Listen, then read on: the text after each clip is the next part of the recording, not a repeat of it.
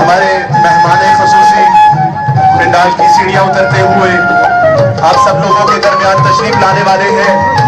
भरपूर तालियों में इस्तकबाल कीजिएगा। वो खास मेहमान जिनको लाने के लिए ब्रिगेडियर राव इमरान सरताज साहब MP। मैं गुजारिश करूंगा जनाब मोहम्मद अली साहब से कि वो रिबन काट कर इस प्रोग्राम का बाकायदा आगाज कर सके।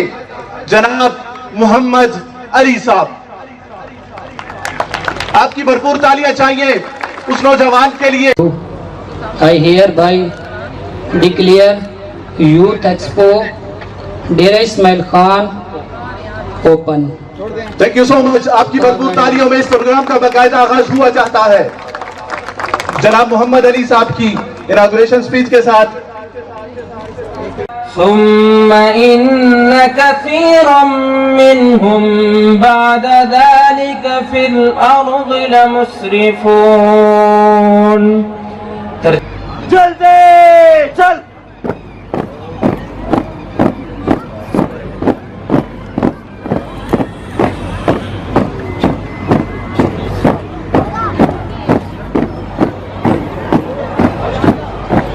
इनके बाहरी बच्चों रहेंगे। बहुत शुक्रिया। हाथ मिलाकर तालियां बजाकर इंतज़ार कीजिए।